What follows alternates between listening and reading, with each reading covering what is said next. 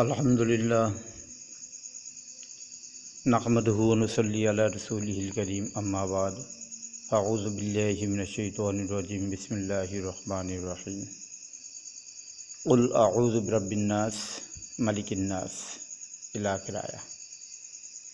আল্লাহ রাব্বুল আলামিন সমস্ত মুমিন সম্প্রদায়কে ডাক দিয়ে বলেন, এ আইয়ুহাল্লাযীনা আমানু কুল আউযু বিরাব্বিন নাস, তোমরা সকলে বলো যে আমি আল্লাহ রাব্বুল আলামিন মানুষের মালিক অর্থাৎ রব।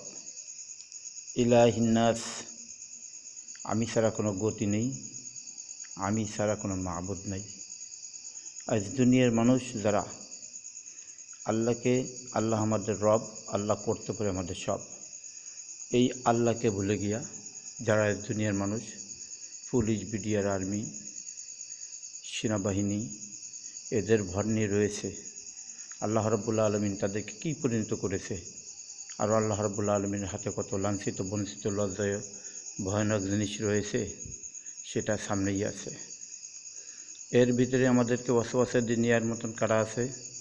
ইলাহিন নাস মিন শাররিল ওয়াসওয়াসিল খান্নাস, অর্থাৎ আল্লাযী ইউওয়াসবিসু ফি সুদুরিন নাস মিন শাররিল ওয়াসওয়াসিল খান্নাস।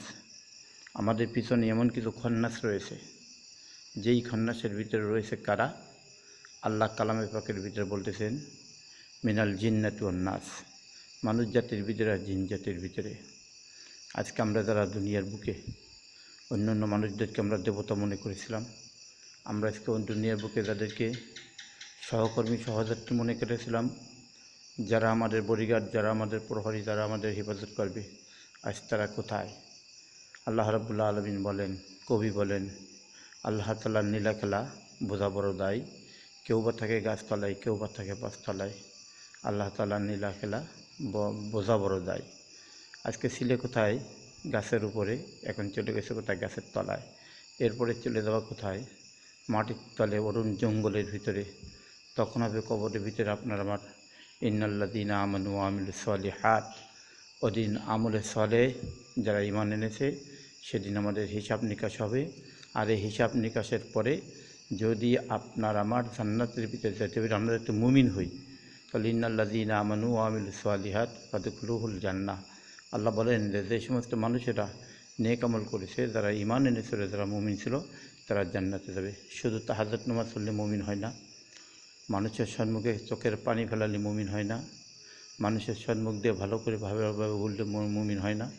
আবু জাহেল, উমাইয়া ইবনে খালদ, ফিরাউন, নমরুদ, কারণ কতভাবে কত প্রকারে চলাফেরা করেছে। ফিরাউন মুসা নবী আলাইহিসসালামের সঙ্গে মুসা আলাইহিসসালামের সঙ্গে তিরস্কার করে মুখে দাঁড়িয়ে রেখেছিল। আবু জাহেলের মুখে দাঁড়িয়ে ছিল। আবু জাহেল কাবাঘর দেখেছে, আবু জাহেল কাবাঘর মর্দন করেছে, আবু জাহেল কাবাঘর শুয়েছে, আবু জাহেল কাবাঘরের ভিতরে ঢুকেছে। তাই বলে কি সে ভেস্তে যাবে? সে কখনো ভেস্তে যেতে পারবে না। আজ যারা দুনিয়ার বুকে খামাখা মানুষ খুন, গুম, অত্যাচার, মানুষদেরকে বিপদ আপদের ভিতরে যেই সমস্ত নেতারা যারা আজকে দুনিয়ার বুকে মানুষদেরকে খামাখা শক্তির ঝোলে যে সমস্ত মানুষের পরে তোমরা জুলুমি করেছো, আজকে তার মাজলুমের সাজা আমাদের নিতেই হচ্ছে। আল্লাহ রাব্বুল আলামিন বলেন, আমি কাউকে ছেড়ে দিই, কাউকে আমি ছাড় দিই না। আজকেও নেতারা কোথায়? নেতারা আজকে সমস্ত নেতারা চুপচাপ করে বসে আছো কেন? আসো, নেতার দিকে আসো। নেতা যদি হতে হয় ইন্নাল্লাযীনা আমানু, এই দুনিয়ার বুকে তোমরা ঈমান আনো, সঠিক পথে চলো, তাহলে তোমরা ওয়াতাওয়াসাউ বিল হাক্কি ওয়াতাওয়াসাউ বিসবর, হকের পরে তোমরা কী করো? ধরে থাকো, আর সবর করো, ধৈর্য ধারণ করো। এইটি হচ্ছে আমাদের এই ঈমানের আলামত।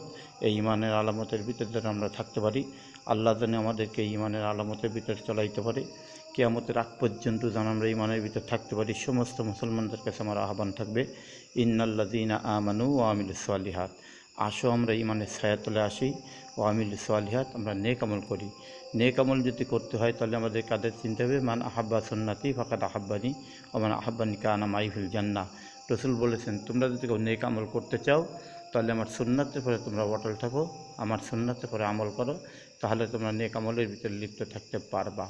আজ আমরা রসুলের সুন্নাতকে বাদ দিয়া, রসুলের তরিকা বাদ দিয়া ইমানি হালাতে ইমানি আমল করতেছি। কিতাবের ভিতরে আছে যাদের মুখে দাড়ি নেই, খামাখা দাড়ি কেটে ফেলায় দুনিয়ার মানুষটিকে দেখাবার জন্য, তাদের নামাজ হয় না। কেননা যাদের রসুল্লাহ সাল্লাহ আলি সাল্লামের সুন্নাতের পরে যাদের আমল নয় তাদের নামাজ হয় না। আর মান তারাকা সালাতান ফাকাত আমদান না ফাকাত কাফারা, মান সালাত আমদান ফাকাত কাফারা, যে ব্যক্তি ইচ্ছাকৃত নামাজকে কাদা করলো সে ডাইরেক্ট কাফের হয়ে গেল। আল্লাহ রাব্বুল আলামিন আমাদেরকে ইচ্ছাকৃত যেন আমরা কোনো নামাজ কাদা না করি, আমরা কোনো নামাজ ছাড়া যেন আর কোনো কিছু না বুঝি, আমরা নামাজের ভিতরে লিপ্ত থাকি, আমরা ইমানে অটল থাকতে পারি। আল্লাহ তৌফিক দান করুক, আমিন।